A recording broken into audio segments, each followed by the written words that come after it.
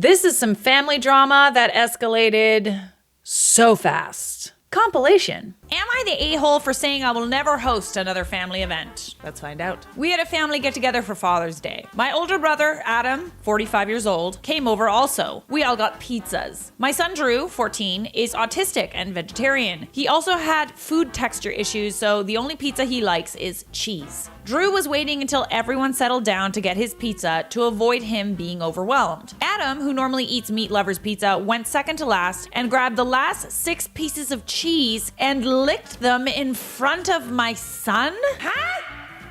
Adam! So now he didn't have any pizza to eat. You're 45 years old? 45. What? You know, I don't even know very many kids that would do this, let alone a 45-year-old man. I called out Adam and he laughed and said, "Early birds." I got pissed and kicked Adam out of my home. My parents got mad saying it was Father's Day and I'm ruining it for my dad. Ruined it. I ruined it. Okay, but you didn't ruin it. Adam ruined it when he licked 6 pizza slices. He didn't only lick 6 pizza slices, he licked the only pizza slices that your autistic child would eat. I ended up telling my mom this is the last family event that I will ever host at my home. We hosted everything since I got married almost 20 years ago. My parents said I overreacted, thus ruining my dad's Father's Day. I said it was Adam who ruined it by going after a kid with autism for no reason. Yeah, that's kind of... I feel like your reaction was appropriate. My mom left crying, but I'm not backing down on hosting any more events, including what was supposed to be a 4th of July barbecue. The lot of them. Go away. All of them. What the hell? What's the actual hell? Okay, I have already made a decision, but let's look at the comments, just for fun.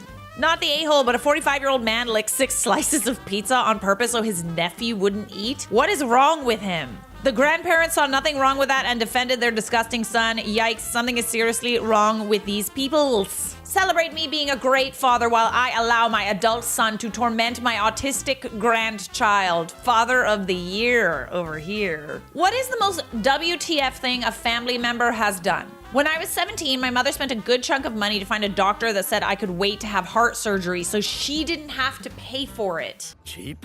Even though we had 3 doctors saying I needed it. She found one that said no. So I had to wait 6 months until I turned 18 to have heart surgery. Also, she could save $3,000 since my dad had to pay for 75% of the bill. He paid the whole bill and she paid nothing. That's probably the most WTF thing a family member has done. Ho, no. $3,000, eh? I know that's maybe a lot of money to some people, but what if your daughter didn't survive that waiting period? At least I have $3,000. Remember that when she's old and can't take care of herself. Oh, that's an interesting take. Rude comments from friends and family. Rant/vent. Ew, gross, stupid, rant. Last week, I traveled to my hometown with my 2-year-old son. It was great to see everyone, but I had to hear a lot of weird comments about either my son or my choice to become a mother, and I need to vent about it. I'm here for you, honey. Why don't you just lean a little closer? This is my good ear. I actually have only one good ear. This one's a little muffled. What? What did you say? I went to too many bass shows and broke my eardrum. I got married to my husband at 23 and we got pregnant accidentally a few months later. I was finishing college at the time and he was starting residency. I'm 27 now, he's 29 and is working as a doctor. We are stable, responsible, and very happy with our little family. Despite all of this, we are still made to feel like we rushed into things and made a huge mistake. Uh-oh.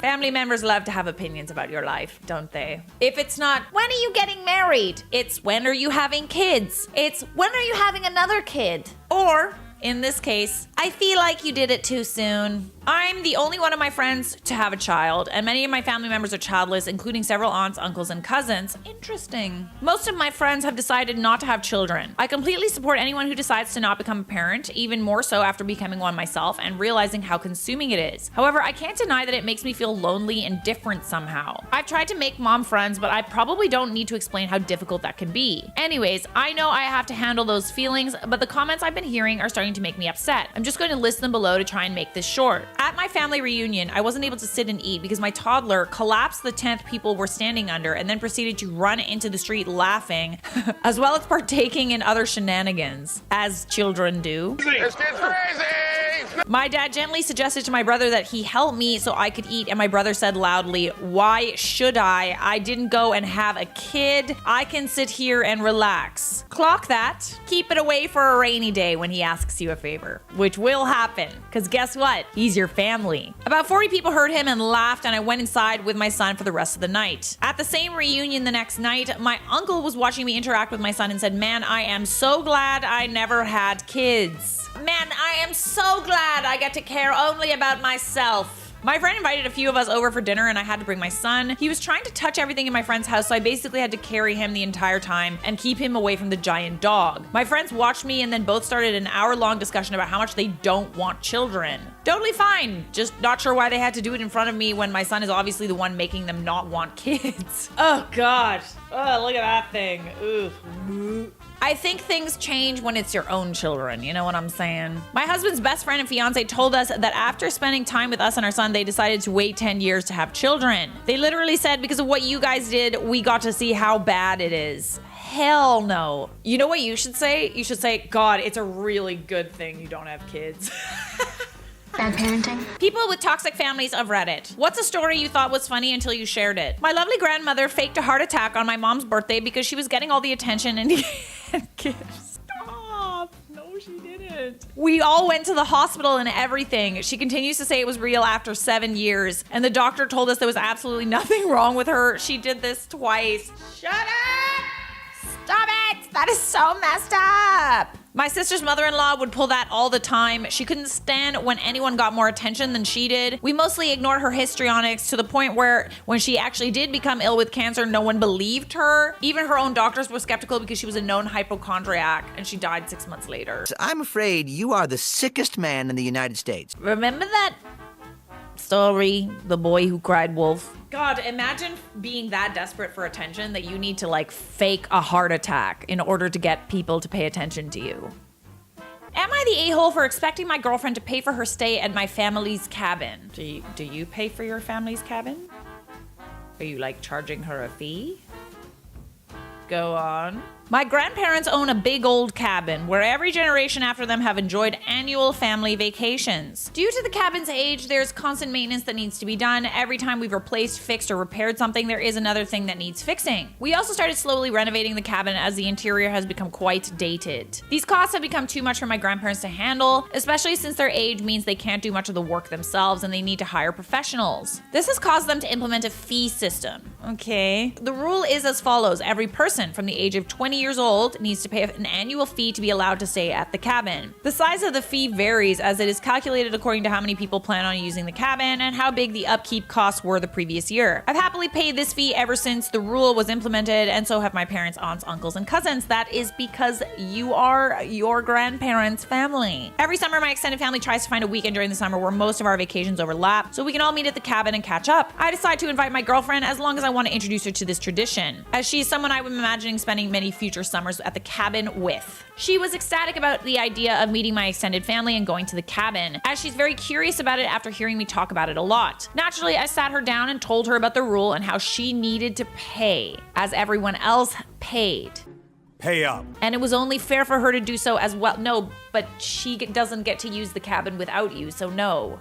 No. This year's fee is around $200 to $400 depending on how many people use the cabin due to a big roof leak and some pretty substantial water damage. The idea of paying this fee really upset her, and we had a big argument where she concluded with me saying she would make other plans without me this summer. Harsh.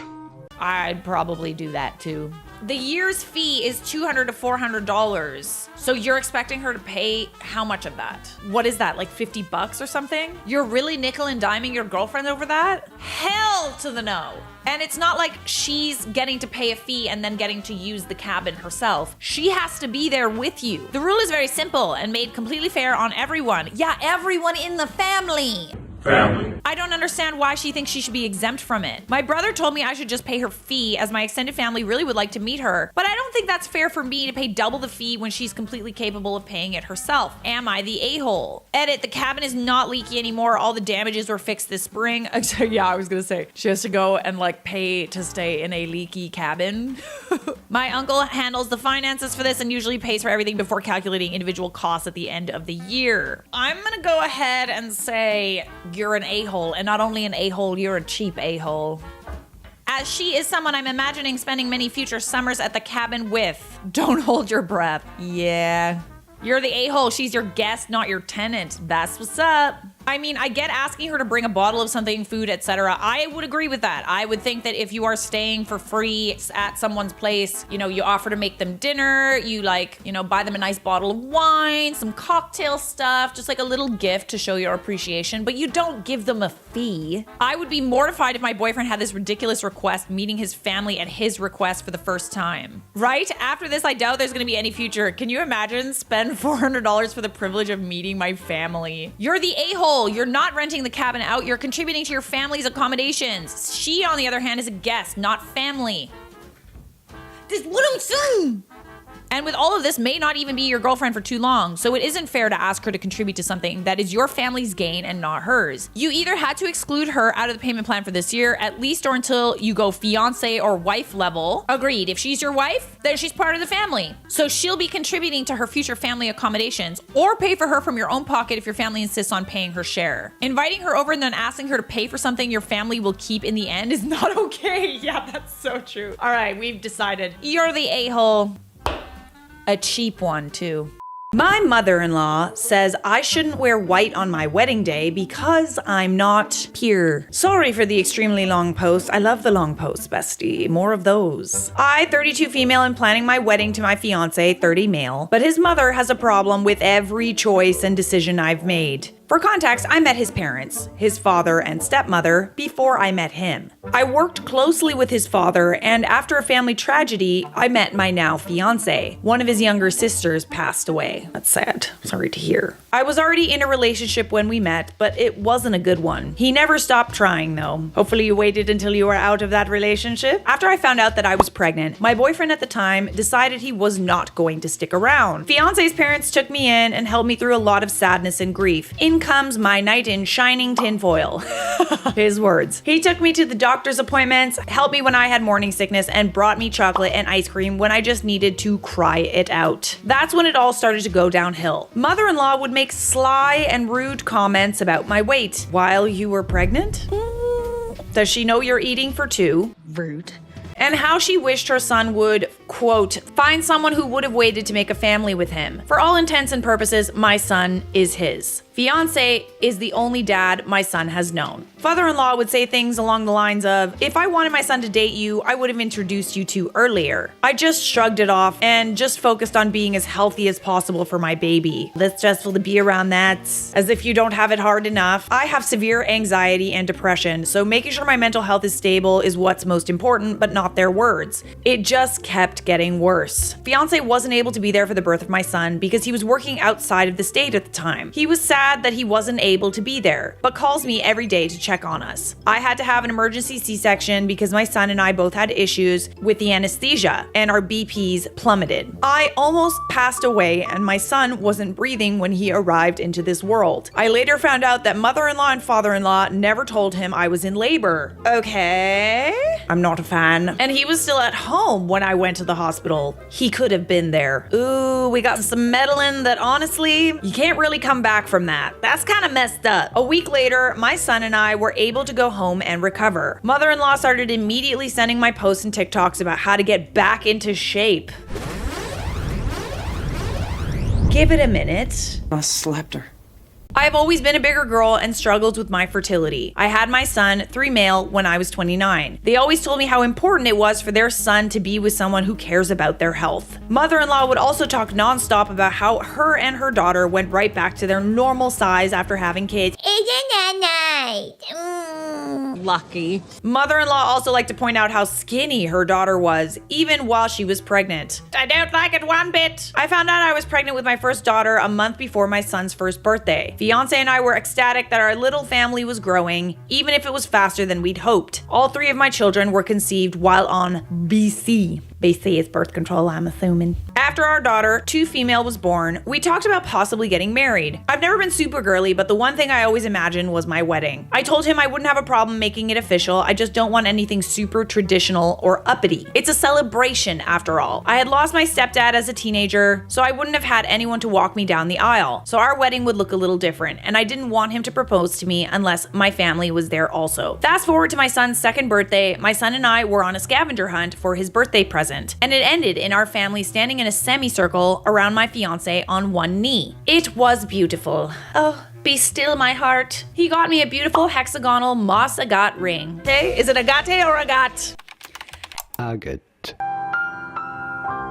And my mom and grandma were there. Literally 5 minutes later, mother-in-law was asking about the wedding plans. I absolutely despise when people do this. We just got engaged. If you're not engaged, people are like, When are you getting married? When are you gonna pop the question? then you get engaged and it's like, well, when's the wedding? You get the wedding done and then it's like, When are you having kids? shut the f up. Stop rushing people. Because then people are being rushed into situations without like thinking clearly, and not because they want to be in that situation, but because of like pressure from everybody else. I don't need your opinion. Fiance and I had agreed on a fall wedding. She said we should do it in the spring. We agreed on burgundy, teal, and dusty rose with silver accents. She said we should do purple and gold. How about new? I want a rustic, bohemian wedding. She said it should be formal. Well, it's not her wedding, is it? I want to wear an informal white dress and cowboy boots with a flower crown instead of a veil. This is where I decided mother-in-law was never going to be okay with fiance and I being together. She told me I shouldn't wear a white dress because I'm not pure. Ew. She says it isn't proper or right for me to wear white because I had children outside of wedlock.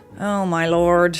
Super traditional, I see. But here's the kicker. This woman wasn't married until 5 years after having 3 children. She wore white. Ah, the irony. And she's just trying to make you feel bad. It's almost like they're projecting their own problems on you. Maybe she feels that way about herself. I explained to her that none of the women in my family were pure before getting married and they all wore white. And I wasn't having a traditional wedding, so traditional aspects of a wedding weren't important to me. She lost it, calling me a and telling me I was ruining the sanctity of marriage. She's been married twice before and is still technically married to her second. Father-in-law and her only held a ceremony, not legally married. I know this because I was literally there. You see the projection? Don't throw stones when you live in a glass house, honey. I ended the conversation about it and told my fiance that I didn't want their opinions on our special day. Is your fiance kind of privy to these conversations? Because it kind of seems like he's being a bit of a pushover and he needs to stand up for you. His parents said they weren't going to pay for anything if they didn't get a say in the planning. We never asked them to pay for anything. Most of the planning is around the reception anyway. I decided it would be fun to do a potluck/barbecue. We provide the meal and dessert, everyone else provides the sides. The venue I found is free for a day use and a $50 cleanup fee for the night use. Sounds great to me. Your wedding,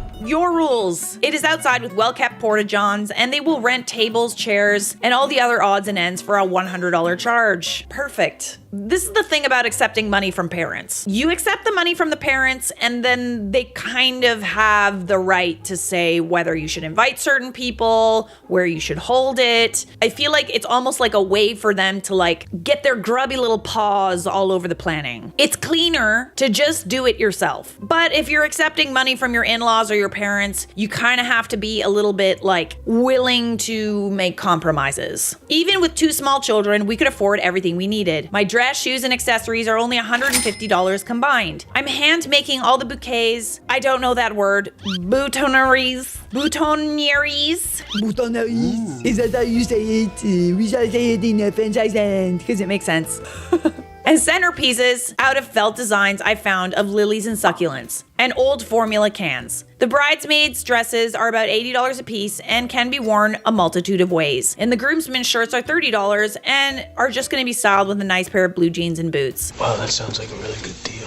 The colors I chose give the wearers the ability to wear them more than once for a decent price. Sounds like you're being super accommodating to everyone in this wedding. Mother-in-law is now saying I'm tacky, and I'm just trying to exclude her and sister-in-law from everything. Well, I mean, if all you have to say is criticism, then I probably wouldn't want to include you either. Just saying. Sister-in-law is one of my bridesmaids and told me she won't be helping because she doesn't like the theme. Okay, again, this is literally not your wedding, not your problem. You're not paying for it, they're paying for it, so what is the big deal? Why do you even care? One of my younger sisters is going to be our photographer. She's trying to get her business up and running and asked if she could gift me her time and use my wedding as practice/advertising. I agreed immediately. Another one of my sisters is an amateur baker. She's giving us a small cake to cut. The list of things I'm upcycling for this wedding/reception is long, but hopefully you get the picture. Ain't nothing wrong with that, baby girl. Truth be told, the wedding industry is so unbelievably out of control and you can DIY a lot of it. It creates more work for you because you're not relying on vendors to kind of realize your vision, but you can save money on a wedding, and one of the ways that you save money is by doing things yourself, by getting other people to help out, by holding some sort of potluck where everybody contributes. I have lots of friends who DIY decor, like I had a friend who used dried flowers instead of real flowers because the flower bill was going to be so insane. She also DIY'd this like moss selfie mirror for the reception, which was a way for people to take photos. And I had another friend who had people make the desserts for her wedding. All in all, those weddings I think cost like maybe 10 grand or less. Pretty good considering most weddings can exceed that quite easily if you're going with vendors. Mother-in-law is fuming. She doesn't even want you to get married to her son either, so like, what does it matter how you do it? At least you're not spending a lot of money. To placate her, we agreed to move the wedding to the spring of 2024. But in November of 2023, I found out I was pregnant again. I would have been 7 months pregnant at the time of our wedding. We decided to postpone the wedding until after I had the baby. She's been pressuring us to get married ever since she found out we're having another I'm not going to use that word. That word is not used in polite conversation. For all of you keeping track, yes, that's 3 babies in 3 years. I had our third and final baby 3 months ago. I am thankful we postponed though, because 4 months later, my mom passed. 3 months after losing my mom, my last surviving grandparent passed. So in the span of 6 months, I lost my mom and grandma and was a month away from having my baby. Ugh, girly pop. You'd think that they'd try to make your life a little bit easier. The birth of my second daughter was traumatic to say the least. And a week later, I had to go in for an emergency surgery to remove a gigantic hematoma from my abdomen that formed because of the traumatic birth. After 3 months, I'm finally healed from surgery and able to work out and get back into healthy shape. I'm still grieving the loss of 2 of the most important people in my life. This year has made me come to the realization that what's important is we are happy and my family is safe together. Fiance says he wishes he could have had more time with his mother-in-law. He misses her too. We're hoping to have our reception in autumn of 2025. We've decided to elope and only had the closest people there with us when we say our vows. Yeah, honestly, at this point, it's kind of like your in-laws are just creating massive problems for you. And it's like, if they don't want to be happy for you, then they shouldn't be a part of the wedding. Either you don't have the wedding with them or you elope. I think it's worse to have a wedding and not invite them. I think eloping is like, by the way, we're married. Suck my dick. I'm still doing all the things I planned for our wedding, tacky or not. I hope mother-in-law hates it. My mother would be so proud of how I'm handling my issues with my mother-in-law. Sickly, sweet customer service always pisses a Karen off, and my mother lived to piss Karens off. The best way to deal with someone like this is to not let them get to you, and like your mother does, sickly sweet. Kiss and a slap. Don't ever show that they've gotten to you. Keep your cool, because nothing you say or do is gonna change how they feel about you. I mean, in some cases, you need to have like kind of a showdown with your mother-in-law.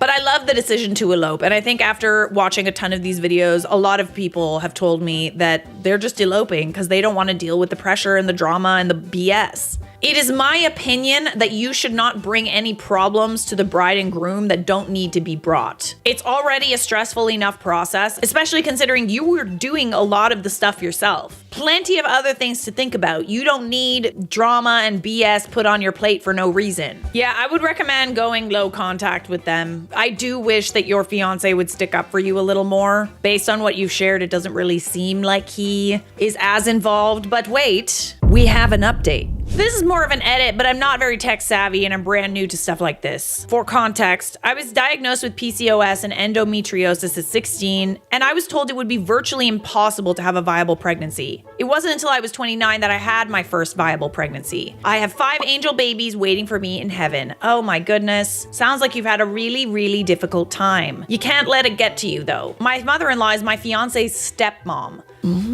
It's giving evil stepmother. Not that it matters, but I saw a lot of comments saying that we should go no contact with his mom and her fake husband. Mother-in-law and father-in-law have been together the entire time I've known them, and they were together for many years before that. Mother-in-law was around more than fiance's bio mom ever was, so that holds a lot of weight in his life. Oh, fine. Mother-in-law had a very rough upbringing, not making excuses, just giving context. She had her first in high school and was on her own within a year of having her child. Then why judge other people? Like, do you just hate yourself? Is that what's really going on here? Kinda sounds like it. I hate myself. She worked hard to provide for her baby and still graduate. With a life like this, you would think that it would make you a little more understanding of like non-traditional couples and non-traditional pregnancies and marriages, especially because you went through it. So why make someone else's life hell? Maybe people made her life hell. Maybe she felt like that was the only way to go about it. Hurt people hurt people. She married her first husband, who was extremely abusive and controlling. She had 2 more children and was able to leave after 10 years, a long fight for her life. She met her second husband, who had 2 children already, and 5 years into their marriage, number 2 transitioned. They separated but raised their children together still. In mother-in-law's words, there was never any love lost. It was just the man I loved and married no longer existed. I mean, it sounds like she's understanding in this case. Why not be understanding with you? Sometime after that, she married and started a relationship with father-in-law. Father-in-law and mother-in-law are recovering alcoholics. Most of the rude and nasty things said about me were during this time. Once again, I'm not making excuses, just trying to give context. Yeah, I guess that gives a little bit of context. But if you've gotten to a point with alcoholism where it makes you a nasty person, probably time to stop. Since my mom and grandma passing away, I've seen a softer side to both of them. They've been sober for just over a year and a half. We are still low contact, but I'm hoping one day we can see this as just a rough patch and move past it. Kinda sounds like you're here to stay, baby girl, so it's better for everybody if they just suck it up. Mother-in-law likes to control everything. She makes all meals for every holiday and birthday. She hosts every time she can. It can be frustrating, but she has some health complications in the last 4 years, which she had no control over. So I guess this is the one thing she can control. Her giving her opinions and suggestions is just another way she's trying to control the life around her. It can be about control. I know sometimes it's about teaching. I know sometimes it's like the control thing is a way they show they care. There's a right way to do it. Offering help is not the same thing as trying to control a situation. The fact that she kind of says like, you know, nasty jabs to you about your body and stuff like that, and the fact that you're not pure, so to speak, it's kind of just mean for no reason. Number 6, we decided to elope. Seeing as I don't have much family left and all the hurdles we are having to jump over, we realized it would be better for all of us if we just hosted a huge celebration later after we say our vows. I will be wearing my white dress and cowboy boots, and that's on periods. I will be decorating in our agreed upon colors, and none of the plans for our reception have changed. I will be celebrating for the life and success of a marriage I never thought would happen. Thank you all for helping me work through my issues and being a sounding board to the things flying through my head. I hope you're all blessed in this life. I don't know if you need any advice from me or from us, but get a load of the dress, guys. This isn't her in the photo, but this is apparently what her dress would look like. With some cowboy boots, girl. Yeehaw. Am I the a-hole for replying to a mother-in-law with quotes from Glenn Close as Cruella after she made it clear she wanted to outshine the bride?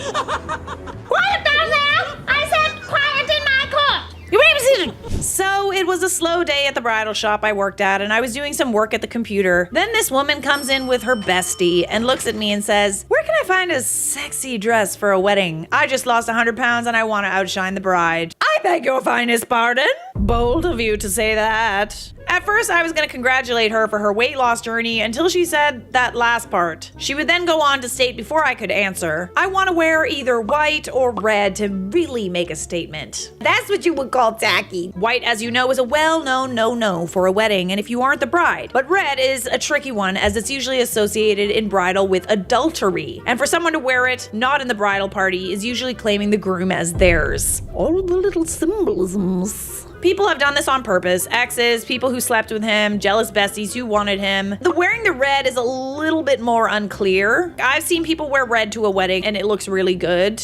I think wearing the red is like pushing it a bit. The rules for the wedding. I say if you want to wear red, wear red. But like, it's worse if people know that you've like had an affair with the groom or something like that, and then you choose to wear red. If you're just some rando wearing red, that's different. Anyway, now having that, my go-to response was to channel Cruella de Vil. And I said, oh, you poor thing. I'm so sorry for you. She ignored this and proceeded to pick out some short red club dresses I had. Then after putting one on, asked what I thought of it. And I said, oh, darling, red isn't really your color. She audibly huffed and walked back into the dressing room, and to my surprise, because I never saw her grab it, I was basically refusing to be an accomplice to this. She came out in a glamorous, rhinestone-covered, open back, and sheer bodice wedding dress. How are you not embarrassed for yourself? Not only do you want to wear a dress that symbolizes you sleeping with your son, but you also want to wear a wedding dress where people would mistake you for the bride and the groom is your son. It's not making sense, bestie. She looked like she was trying to recapture her wedding from her 20s at 55. I stayed silent. She didn't want to know what I thought, and then asked, what's your return policy in case my daughter-in-law's friends decide to spill wine on me? I would say no returns. And if they spill wine on you, then you deserved it. For what reason? Is it because you're an absolute nightmare? I have personal beef with you, madam. The way she's gallivanting around and bragging about the fact that she's going to ruin her son's wedding. Like, shut up.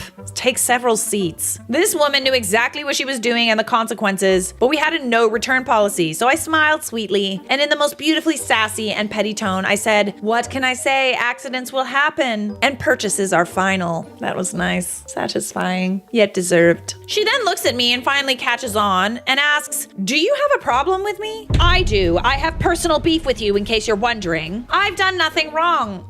Let's think. You walked into a bridal shop loudly proclaiming that you want to outshine the bride. You want to wear a white dress to your own son's wedding in order to upstage the bride. You want to wear a red dress that is inappropriate to the wedding of your son and obviously try to hurt the bride's feelings. So yes, you haven't done anything wrong yet, but you want to do something wrong. Oh yes, you do. I replied, ma'am, you come into my store and asked me to help you ruin a wedding. She clutched her figurative pearls and said, I said no such thing. To which I said, no, you said you want to outshine the bride, which is how you want to ruin the wedding. But I have news for you. As I work in the industry and you wear white to that girl's wedding, you will look like a fool. And that's before you get so embarrassed after wine accidentally spills all over your dress, which no bridal salon in their right mind will take back a dress covered in wine. They'll take back a dress that like came with issues. They won't take back a dress, honestly, in the bridal industry that you're done. Like you put the deposit down and that's it. You pay for it. She was so flustered by how I spoke to her, she went back into the changing room and left with her shirt inside out and her pants on backwards.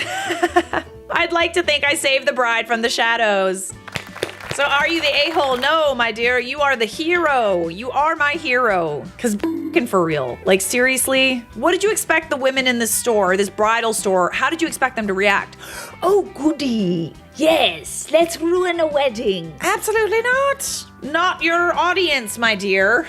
Too bad you don't know the bride to give her a heads up, but you may have to put the fear of karma in mother-in-law. Good job. OP response, I wish I did. I would have contacted her immediately. Hopefully I scared this woman enough with the consequences of her actions. I'm curious to know what happened at this wedding.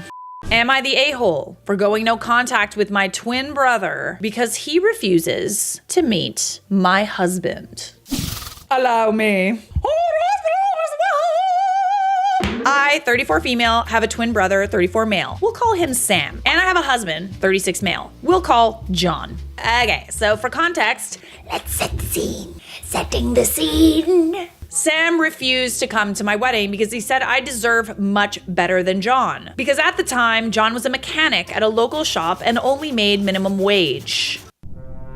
I already hate this because, you as family members or friends, you might think that your friends and family members deserve better than what they're getting, but it is in no way your job to protest that and make it your problem. We should always try to support as much as possible. If you see things that they don't, hopefully they see those things in time. But if it's just something like, oh, he doesn't make enough money, I feel like that's very superficial. Maybe he doesn't make enough money right now. Doesn't mean that he's not husband material. And, you know, things change. Dump him. So Sam and I come from a family that's well off. So Sam didn't see the appeal. I mean, money really isn't everything. Like, I feel like all the rich guys that I dated were also like total holes. They were interested in women like half their age or younger. They refused to be tied down in relationships. They wanted to cheat. They wanted to have open relationships. Money does not buy class. I'm rich, but I'm not Oprah rich. I told Sam that I loved John and nothing was going to change that. Sam let that go and Sam got married as well. I couldn't make the wedding as I was 9 months pregnant and my due date was a week away from his wedding. Sam was super upset, but that's besides the point. Like, listen, it's kind of hard when you have a friend that's pregnant and can't come to your wedding because of that. You can be like upset at the situation, but you can't be mad at the person that's pregnant. That's not entirely their fault.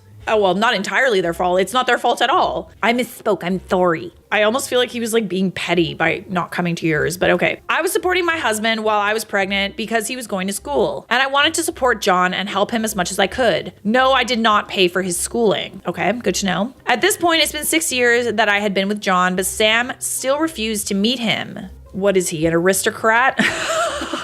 My parents were on my side and said Sam was being irrational, but Sam didn't care. He said he would see me when I got divorced. Dear Lord, if he's lucky. I don't know, after that I'd still be like kind of pissed. Oh, and he still hadn't met my 2 kids at that point either. Don't take out your grievances on the children. Like, come on, it's not their fault. Screw you! I have a son who's 15 now. He's not my son's biological father. We started dating when my son was 6 months old, but he did adopt him. This is for any confusion. And I have a daughter who is 11 now, and they haven't met my twin brother, their uncle. For context, Sam and I live in different states. I moved out of state with my mom and he stayed with my dad when we were in high school. But when I would travel to where he lives, he would always tell me he was busy and couldn't meet up. Sam would never tell us when he was visiting my state either. Interesting. That's rather odd.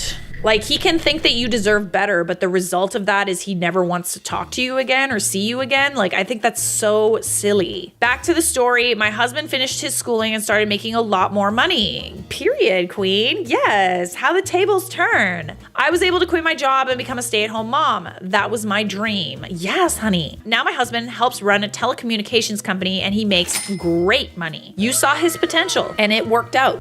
Well done.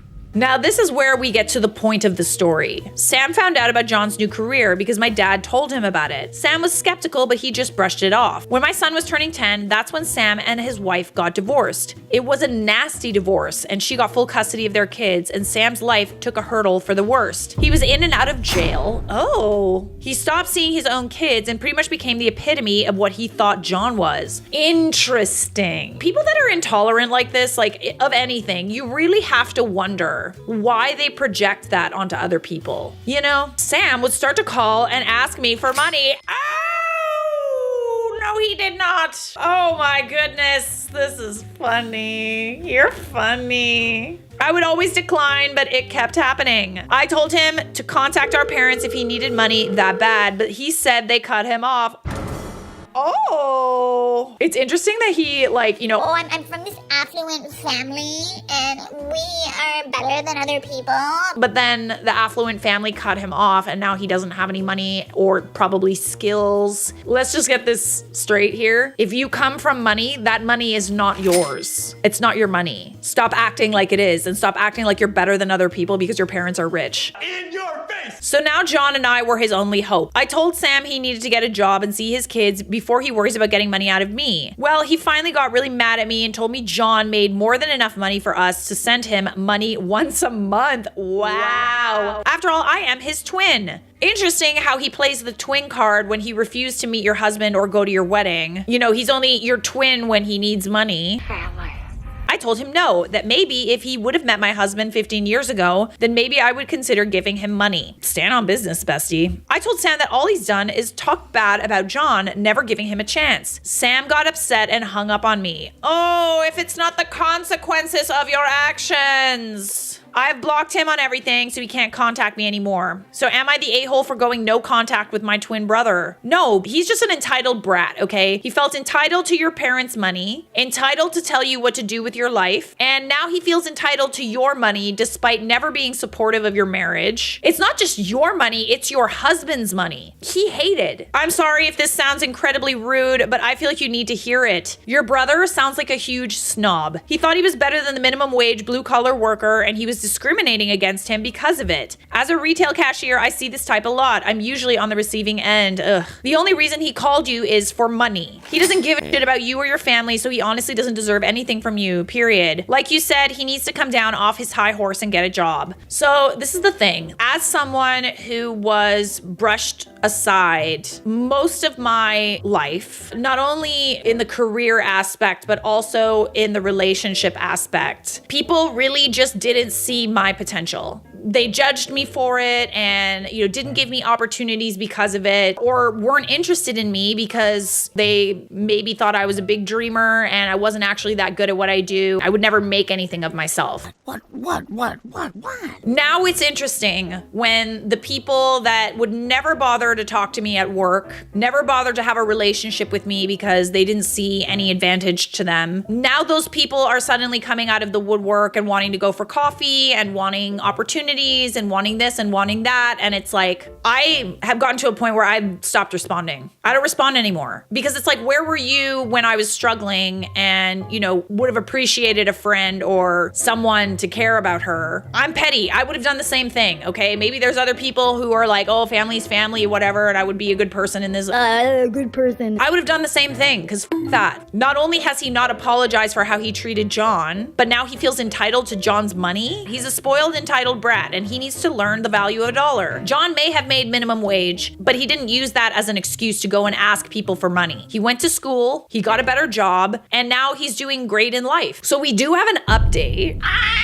The serotonin that gets released in my brain when I see update. Woo-hoo. As of right now, you're not the a-hole, but let's see what happened. Hey, y'all. Hey. I've got an update for you. But before I get into the update, I wanted to clear some things up. The reason it took me so long to go no contact with my twin brother, Sam, is because I thought he would eventually see that John is not a bad person and that John has been a great father to our kids. But unfortunately, that never happened. It just kind of seems like your brother, uses everybody. He sees relationships and friendships only in a way that could benefit him somehow. He's a narcissist. When John and I started dating, I'd been living in a different state with my mom where I met my son's biological father. I got pregnant and he turned into a very physically abusive person. So I left before I gave birth. I wanted to protect my son. I met John when my son was 2 weeks old because I moved into the same apartment complex as him and he was my neighbor. We became good friends and that's when I started to fall for John. He and I started dating when my son was 6 months old. Hope that clears up some of that confusion. Okay. Appreciate the context, my darling. Yes, even though I tried to see Sam on multiple occasions, he was too busy. So I eventually did stop telling him when I was traveling to the state he lived in. Sam's attitude got worse after John and I got together. After reading lots of comments, it didn't occur to me that Sam was possibly feeling like he was being replaced. But unfortunately, I can't always validate someone's feelings when I don't know what his issues were. Okay, I understand people trying to rationalize Sam's behavior and how he felt the way he felt. But if he doesn't communicate those feelings, it's not your problem. Not my problem. If you do not communicate your problems and feelings to others, your feelings are nobody's responsibility but your own. Maybe if he told me, I would have been better equipped to help Sam. Now to the update.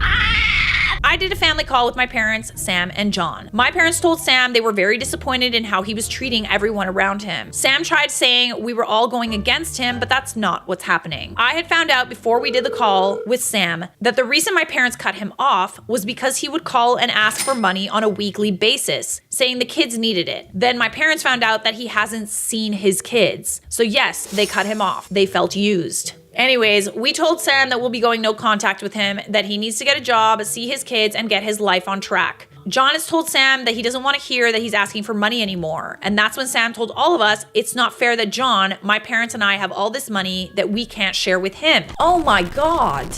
You are not entitled to anyone else's money. That is crazy. You're a lazy, crazy My parents said, how dare he say something like that because he's a 34-year-old man that needs to take care of himself, that it's no one's responsibility but his own. He didn't like any of what we said. Sam told John, as his wife's twin, that he should be obligated to help him. Like, what? I'm sorry, but if any of you give him money at this point, he is literally never going to learn. He's never going to learn that he needs to stand up and take care of himself. He's a man. He's a 34-year-old grown man. And helping him in the way that he says it will actually hinder him. So I think by doing what you're doing, you're actually pushing him to be a better person. John told Sam absolutely not. Absolutely not. But he's still willing to meet him when Sam's ready. Sam didn't like that answer and told all of us that we are the problem. I mean, keep singing that tune, see how far it gets you. Unfortunately, I don't think Sam will change anytime soon. He needs to live without help and see how his actions are why he is where he is. Well, after reading the update, I think we're all in agreement. My dad is furious that my mom giggitied with other people in an open marriage he wanted. Oh, that was a good one. This post is from the subreddit True Off My Chest. My parents got married when they were super young. My dad knocked up my mom and their parents married them off. My grandfather was able to set up some business for my dad in a big city and they moved here soon after my birth. My mom grew up in a conservative southern town where she was taught to be a submissive wife. And even after moving to the big city, she didn't spend much time socializing. She had no friends and never went out. My dad was only there to provide for us. He was always away on business and he wasn't there as a husband for my mom or as a father to me. My dad made a lot of money, so we never lacked anything. Growing up, I became my mom's best friend. We would talk about everything. I pushed her to make friends and find hobbies. After years of pushing, she started going to a nearby park and made her first friend, a gym trainer. Encouraged by her friend and me, she decided to join the gym. Ooh. She met a few more people there and started having some semblance of a social life, but she still continued to tell me everything. I think my dad's new secretary gave him the idea, but he asked my mom for an open marriage almost a year ago. Yeah, he was cheating the whole time and basically wanted the green light. He told her he wasn't happy in their marriage and she wasn't providing him with everything he wanted. Like what? What else does he want? She literally does nothing and just stays at home. And she's working out now. What's the issue? My mom, who's a Christian wife, was mortified and told me about the proposal in tears. I suggested she get a divorce, but she said she didn't believe in it and she wouldn't be the one to end their marriage. I can sympathize with that. There's a lot of people that do believe in the sanctity of marriage, and it's so easy to just say, okay, let's just get divorced. Those were vows that you made, and who knows, maybe the open marriage won't be such a bad thing. She working out, she getting fit, she getting tight. And it's interesting that his new secretary gave him the idea, your dad's new secretary. Where did that idea come from? Is he wanting to be in an open marriage because of his secretary? Is that what that is? It sure is. As my dad pushed, I knew exactly where this would end up if my mom agreed. Her friend and I convinced her. Do it just to be petty, honestly. My mom was hesitant at first, but she agreed with the condition that they would be completely transparent with each other. My dad was a middle-aged 41-year-old man with a belly, and my mom, 39, was an athletic woman who worked out regularly. Period. I bet she'd be looking cute. This is the thing, right? It's like, it's just interesting how, you know, certain people want to be able to go and they want to have an open relationship and stuff like that. And it's like, are you sure that it's gonna go your way? Are you sure you're that desirable? Are you sure? Because judging by what you've told me, he kind of sounds like a...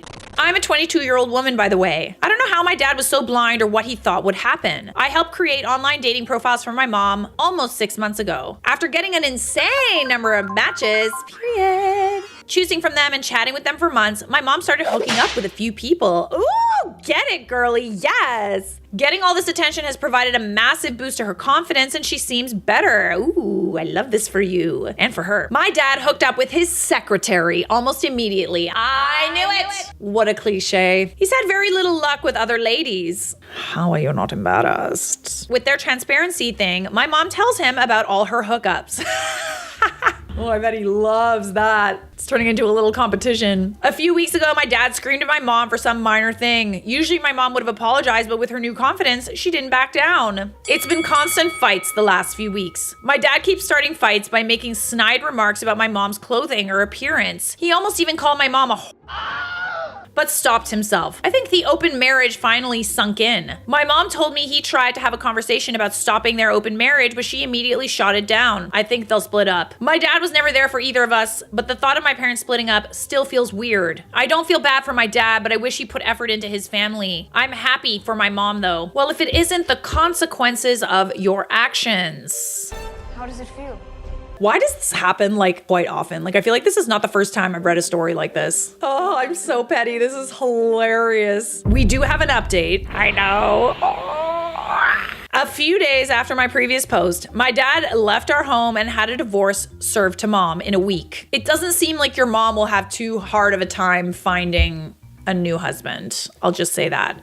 My grandparents didn't know about any of this, but my dad told them when he served the divorce. He also implied to them that my mom was cheating on him. Oh, interesting choice of words. Both sets of grandparents came to our home and started berating my mom. I kept screenshots of all my parents' communications, and my mom showed them, and it got way worse after that. Grandparents started fighting each other, blaming each other's children for causing all this. I mean, the only person really responsible here is your dad. All of this could have really been avoided if he didn't think the grass was greener. And like, it is clear that like your mom is a very desirable woman. If she's 39 and she literally has no problems being on a dating app, meeting multiple people, going out on dates, hooking up, your mom's hot. I'm just saying, you got a hot mom. And your dad didn't see that. So a few days after this, my mom's old church friends came to our home. Back when my mom used to go to church, they used to look down on her for being from a small town. My mom has always been a very caring and non-judgmental person, so she disagreed with their bigotry, and they began excluding her from their activities. After she met her gym friends, my mom stopped going to the church entirely. These church friends started calling my mom a and she kicked them out. I mean, your mom would not even be in this position if it weren't for her husband. I say that term loosely. My mom is on a cut right now, so she has very defined abs and arms. So along with all the normal stuff getting thrown at her, my grandparents accused her of having a man body. Her trainer has been a great support through all of this. She contacted the attorney she used for her divorce, and my mom is spending a lot of time at her house. Turns out the business my dad is running is owned by my mom. Interesting. Oh my God. It really sucks having to pick sides in a divorce. I wouldn't blame you if you chose your mom in this divorce. It was set up by my mom's dad in her name, so it belongs to her. I didn't know this until now and assumed that my dad owned it. Wow, the audacity. The sheer audacity of this man. The whole situation is a huge mess right now. Dad is living in some hotel and my grandparents left yesterday after a week of fighting and trying to force my parents back together. I know there's a lot more divorce drama to come, but I hope it calms down for now. Oh my goodness. See, this is the thing about your dad. Your dad didn't want your mom to go and giggity-goo with other people. He wanted to go giggity-goo with other people. He wanted her to stay at home. He didn't see her worth. He didn't think that everybody would be so interested in her. Lo and behold, the truth slapped him in the face. Something tells me that secretary isn't going to be so interested in him once she finds out that he doesn't have that business that he said he had. Bye. Why is it always the one who wants to open up the relationship, the person who gets angry that their partner is seeing other people too? This is so unbelievably common. What do you think open relationship means? Because, you know, they don't want to like essentially say that they're a hypocrite, but I can tell you like firsthand from someone who knows someone who prefers open relationships, ended up duping a girl into being in an open relationship with him. He is allowed to see other people and she isn't. And he gets very possessive and controlling when she does. So funny to me. It's because they don't want an open relationship. They want a hall pass to cheat while the other remains monogamous. That's the thing, right? Let this be a lesson to everyone who wants to open up their relationships. The grass isn't greener. If you want to be with other people, and that's the reason why, cut your losses. I would like the record to show that it is minus 30 here right now. So naturally, we're gonna pretend we're at the beach. My beach bod does not look like that under here. These were all from the Charlotte Dobre YouTube subreddit. Go follow that if you haven't already and share your stories. Am I the a-hole for slapping my boyfriend's uncle because I thought he was gonna smash my face into my birthday cake? This one is from Take the Cake 2025. Appropriate screen name, I might add. Long time lurker. I haven't broken up with my boyfriend, nor do I want to. But I'm a cause of war in our family and friend circle, and I could use some outside perspective. Allow me to oblige. I got you. I, 24 female, have known my boyfriend Leo, 27 male, since his family moved to our neighborhood back when I was 5. His parents, Lupe and Juan, immigrated to the US shortly after they got married in their early 20s and had 3 kids here in the States. Our families bonded very well, and we'd have each other's families over for cookouts, birthdays, and holidays. When I was 6, Lupe and Juan helped my mom organize a birthday party for my dad. It was fantastic. Until it was time for the cake. Now, what I didn't know was that in Mexico, it's a tradition for the family and friends of the birthday boy or girl to shove their faces into the cake. No bueno. Me no likey, this tradition. Wait, is that actually a thing? Like, I'm sorry. Oh my God. The Mexican tradition of smashing the birthday person's face into their birthday cake is known as la mordida, which translates to the bite. This playful and messy custom is a popular way to celebrate birthdays in Mexico. Absolutely not! Okay, I understand it's a tradition, but like, there are certain traditions that maybe some people don't want to be a part of. There's plenty that like, we can appreciate about other people's cultures, but that doesn't mean that we also want to participate. It's like death or taxes. I can understand you feeling like apprehensive though, because it's like, I don't want to offend them, but like, I also don't want cake all over my face. Tough situation. So my dad blows out the candles and Juan's brother, Alejandro, a notorious practical jokester, shoved dad's face into the cake. I freaked out, not knowing what was going on, and was scared the candles had burned dad's face. Oh my God, they did it with the burning candles? Absolutely not. Dad was okay and reassured me that it was all in good fun. He and mom knew about the tradition and thought the other had told me what was going to happen. I feel like there should be, I don't know, like protocols, like maybe not have like open flames. Coming from someone who literally caught on fire over Christmas because of an open flame on a bar that I flicked my hair into. True story. No open flames near the face, the moneymaker. Afterwards, whenever it was my birthday and Leo's family was over, I would always worry that I was gonna have my face shoved into the cake. Fortunately, mom, dad, Lupe, and Juan understood that I was not okay with it and made sure nobody was anywhere near me to shove my face into the cake. I also learned years later that Leo would threaten his siblings and my brother that he'd punch anyone who shoved my face into the cake. Oh, period. Yes, queen. We love a man who defends your honor. Years passed and we became closer. And after that whole thing with dad, Alejandro started doing his best to make it up to me. He isn't a bad guy most of the time. His jokes are mostly on the funny side. One time he worked with my dad to put drywall over my bedroom door so it looked like they had made my room disappear. When my grandma passed away a decade ago, he was the first person to make me laugh. Leo and I didn't start dating until we both returned home from college. We went to separate schools in different states. We've been together for about 2 years now, and our relationship is pretty solid, aside from the usual arguments most couples have. We're seriously talking about getting married, but nothing is set in stone. Although Lupe likes to playfully tease Leo about taking so long to marry me. Oh, that's so fun, because that totally makes them and pressures them into wanting to do it. No, it doesn't. It doesn't. It just makes them usually do the opposite. My birthday was yesterday, and Leo decided to organize a surprise birthday party for me with just our family and friends. He even made arrangements for me to go to a nearby spa/beauty salon to get a day of pampering. And my hair and makeup and nails were done before the party. And he even had his sister, Daniela, pick out an outfit for me. Okay, so this is why the cake smashing, when you spend all day getting ready, like let's say it's your birthday and you get your makeup done and your hair done, or it's your wedding and you've spent upwards of a few $100s in some cases getting your hair and makeup done, you don't want your face smashed into the cake. I wouldn't want that regardless, but like especially when you've had your hair and makeup done. I was pleasantly surprised. I knew Leo was planning something special for my birthday, but I was still amazed that he pulled out all the stops. And we were having a good time. We had drinks, good food, and we were just enjoying each other's presence. Soon, it's time for the cake, which Lupe had volunteered to make. And when I'm standing there, who do I see but Alejandro stepping next to me? I instantly had a bad feeling, remembering when he smashed my dad's face into his birthday cake all those years ago. I looked at Alejandro and said, if you try shoving my face into the cake, I will slap you so hard, you will be seeing the stars.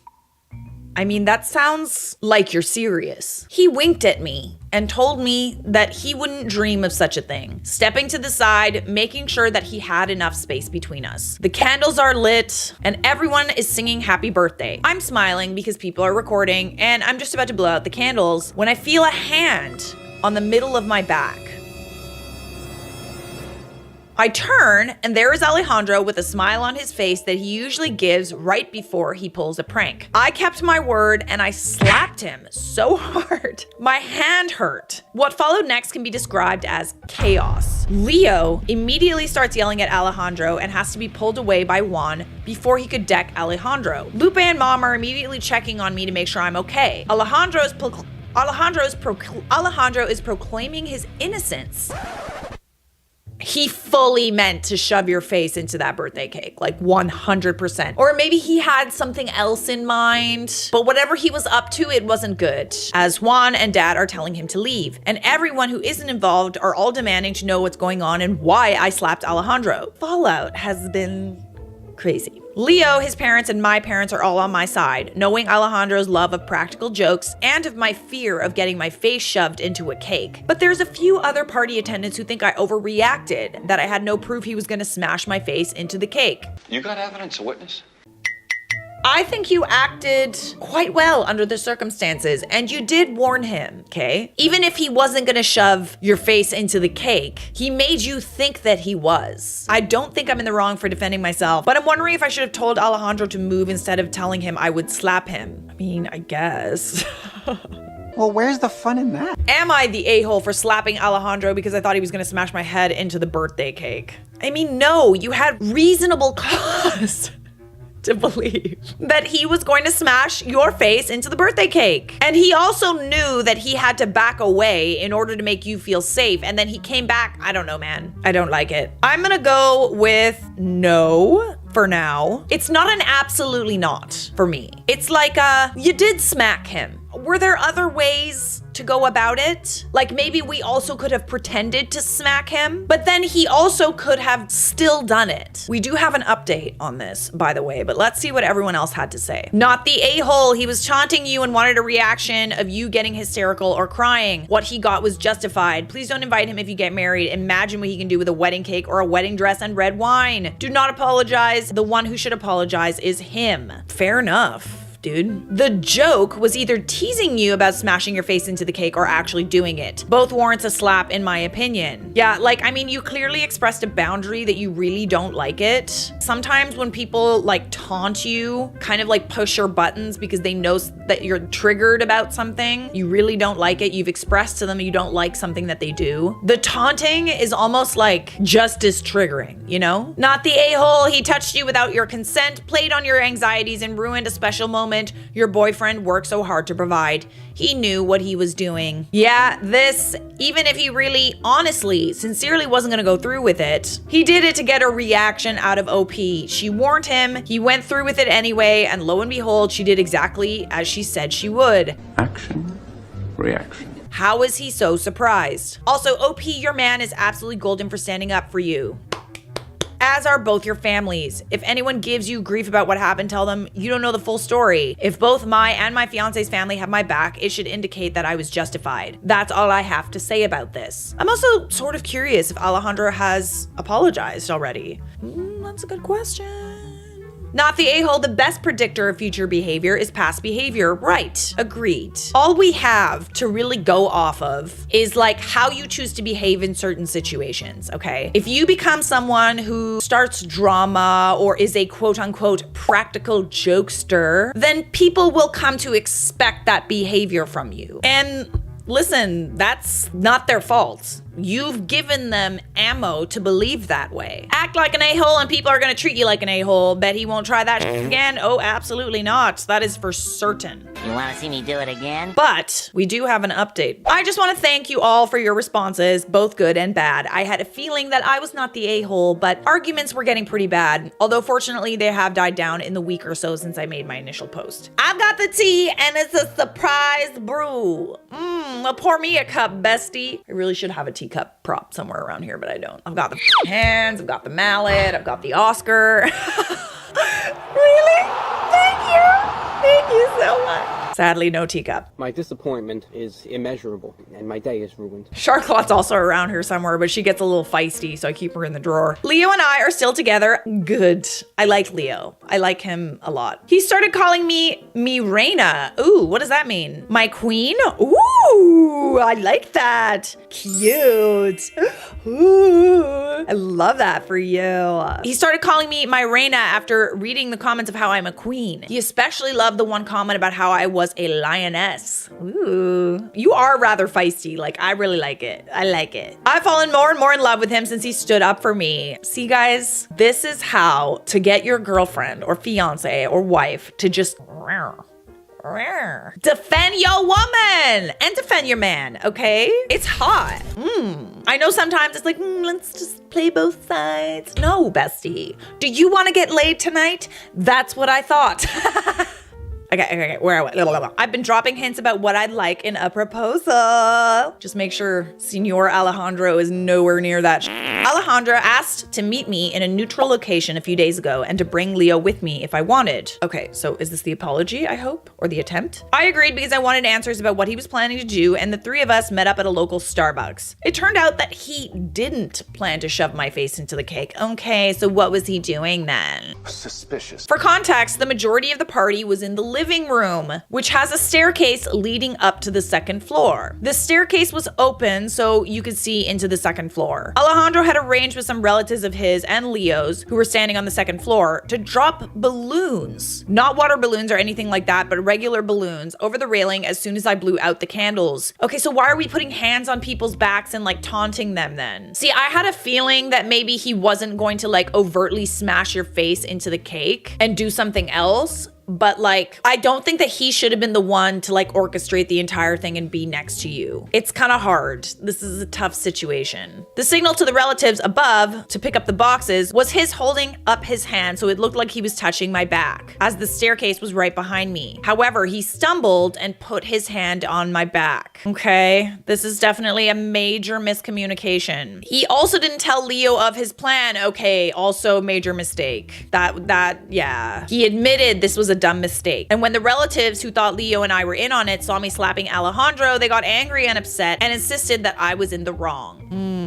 Yes, I see how things definitely went wrong here. I thought it was a very strange explanation and was ready to call him out on his BS, but Leo asked Daniela, who was one of the people filming on her phone, for her film, so we could verify that he was lying. And sure enough, we saw the relatives hefting up the boxes and you can clearly see balloons in them. A phone call with some of the relatives confirmed it. So it was one giant misunderstanding. Seriously, I thought I was in a really bad rom-com. Okay. Yeah. See, this is the thing about like being a practical jokester. You're the funny person in a friend group or a family dynamic, and people come to expect certain behaviors of you. Sometimes it's like we just genuinely don't know when you're joking or not. Like we just assume that everything to you is a joke. So this is the danger about being the jokester, all right? Because no one's ever gonna take you seriously when you're honest. I do feel like a jerk for slapping Alejandro because it was something that could have been cleared up. However, Alejandro has told me he has no hard feelings and that I did warn him. He did apologize.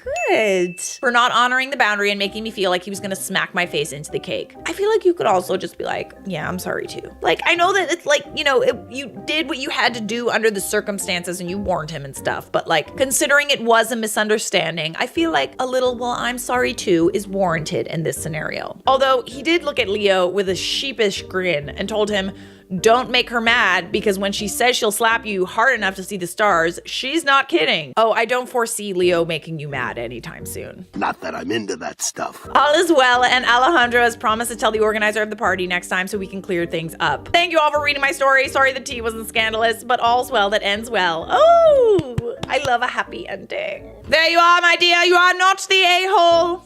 But like, I don't know. I feel like in this scenario, we can just be like, let bygones be bygones. Moving on. Am I the a-hole for going no contact with my sister after she made a pass at my husband? Go on. Charlotte. Buckle up. It's a bit long. That's what she said. I, 48 female, have been with my husband Mike, 52 male, for almost 14 years. Married for 8 years. My half-sister, let's call her Sherry, 58 female, moved down to our area a few years ago. She asked me to get her a job at the place both myself and my husband worked. I worked second shift, he worked third shift. I said I would see what I could do, but honestly didn't put in any real effort because of her attitude and her flair for the dramatic. She likes to create drama, and when she's called out on it, she instantly becomes the victim. I know someone like this. We used to be friends. We're not anymore. She kept pushing against my husband's advice. I finally turned in her name to my supervisor for a job. She was hired almost instantly. Fast forward a few months, she'd been carpooling with me since I had to pass through her area on my way to work. It started with her wearing a particular perfume that would cause my allergies to go haywire. This is literally the only scent that makes me cough, sneeze, eyes water, and cause me to get a horrible headache. I asked her the first time she was wearing it what it was. She told me, then said, "Oops, I forgot. So sorry." I asked her not to wear it again on work days. She agreed, and the very next day, she didn't have it on. About halfway to work, she pulls out the bottle from her purse and proceeds to spray it in the air and lean forward in her seat. Gross. Oh, that sounds deliberate, bestie. So while you're driving, she did that, knowing it would cause you to sneeze, your vision to become impaired while you're driving. With her in the car. Oh, that's just stupid. You stupid.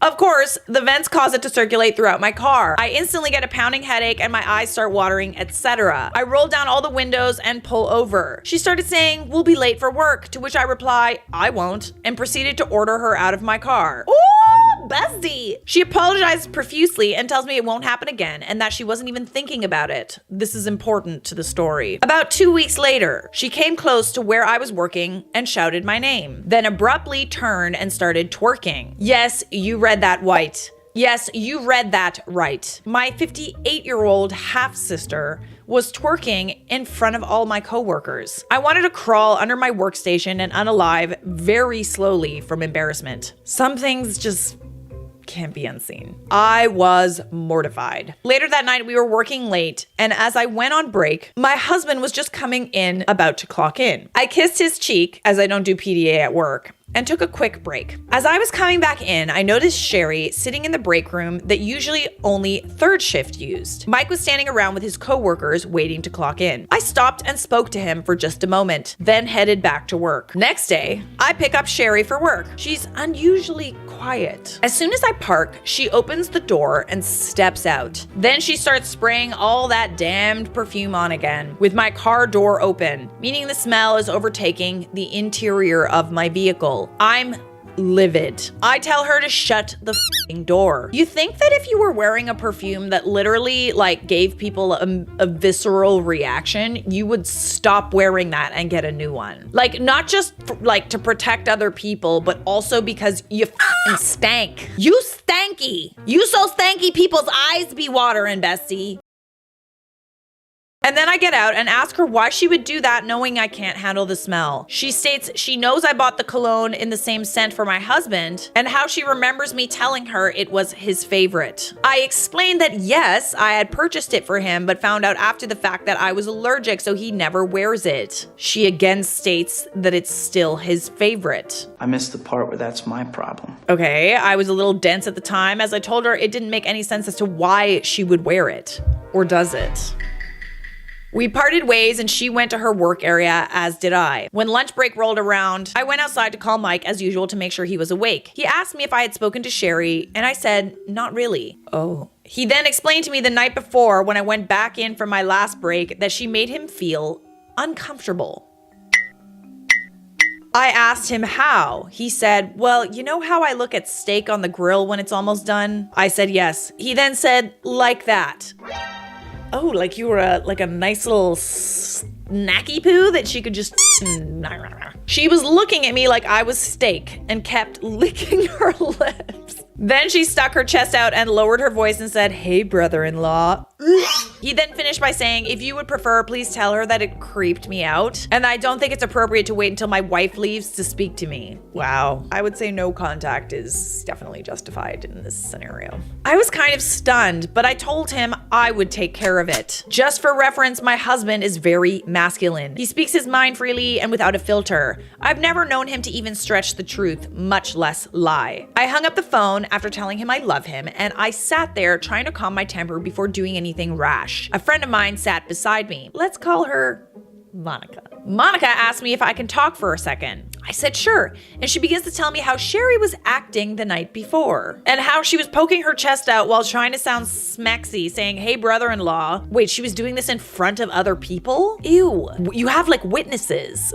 And that she was staring at my husband like he was a glass of water in the middle of the desert. Then tells me I need to watch her around my husband. After our talk, I go inside and straight to the bathroom to splash some water on my face. And another co-worker, not a second witness, oh my goodness, So uncivilized, approaches me. In total, 4 co-workers approached me and warned me to keep my sister away from my husband. I was angry and embarrassed. Oh my. The sheer audacity to not only do this to your sister, but to also do it like in front of people. Oh, she jealous of you, honey. She wants your man, she wants your life. She even wanted to get that job just like you, so she could be around your husband. Well, snip, snip. That night, I debated leaving her to find a ride home, but I knew I needed to confront her about this. So I waited. I stayed quiet for most of the drive as I was going to get her to her house so that we could discuss this in front of her husband.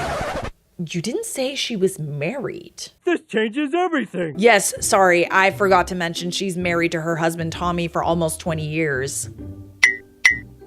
But as we were getting closer to her house, she asks, is everything okay? You seem really quiet tonight. Did Mike say something to upset you? And I couldn't hold it in after that. I said, yes. Matter of fact, he did. He asked me to give you a message. This literally batted her eyes and said, really?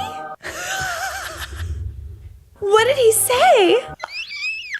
All excited. I told her that he asked me to talk to her because she creeped him out and told her verbatim exactly what he said. She automatically started denying it and asked if I really thought she would do something like that to me. I told her that common sense should have told her not to, but given her past, yes, I know she would. Peek into her past, my dad and I caught her with my brother's girlfriend. Oh, as in caught her. What are you talking about having sex? She's just greedy. She wants everybody to be into her, man. Quite literally. I hate people like this that are so desperate for romantic attention that they just go for people that, you know, just to like prove that they can get them. Could never be me. Can't relate. It's not a flex, okay? But there are for sure people like this that just need everybody to be obsessed with them. There's gotta be like a medical term for it or like a diagnosis or something, because it's actually more common than you would think. Well, I guess it's better than being called a bitch. And more recently, she slept with our niece's husband and left her clothes beside their bed for proof. Oh, she messy, and like not in a good way. Like that is not becoming. Those kinds of people just think that like sex is like currency. Like they collect people as if they're like current. You gotta be bored as hell, man. Like if that's all you do with your spare time. She began raising her voice, trying to convince me that Mike was a list, and he was just trying to cause trouble between us. See? A list. He's on a list. I then explained how 4 of her work friends came to me with the same story, and then I told her she better lower her voice. She then says, I can't believe that you would listen to him over your own sister. I then told her that being my sister was the only thing keeping me from needing bail, a tow truck, and an ambulance right then. She looked at me strange before I explained that if it were anyone else, I would need bail and a tow for my vehicle, and she would need an ambulance. She got real quiet. When you're playing with people's feelings like that and people's lives, like it's only gonna end like that. Like, I'm sorry, you're literally causing trouble in people's lives for no other reason than you like drama. Well, that's why we're all here, isn't it? And maybe you get you get off on like people's significant others being into you or cheating with you or whatever. You're asking to get smacked. I'm not saying I condone violence, but you are certainly asking for it. Do it. Just before I get to driveway, she says, if you really believe that I did that, then you can just let me out here. She almost ate the dash when I slammed on the brakes. She got out and walked home. This happened in 2021. She has everyone in our family trying to get me to reconcile or at least speak to her, as she has made herself out to be the victim. I'm not sure what she told them, but it clearly wasn't the truth. A lot has happened since then, but I refuse to feed into her drama. So, am I the a-hole for standing my ground and going no contact with my sister? Absolutely not. And if anybody has a problem with it, they can come and talk to you about it instead of just hearing one side of the story. And if they choose her, it's only a matter of time before she tries to hit on their husbands too. And apparently wives and girlfriends as well. So honestly, I don't even know if I need to hear from the audience on this one. I think it's pretty self-explanatory. You are not the a-hole, my dear. And if anyone has a problem with it, tell them to come see me. Subscribe!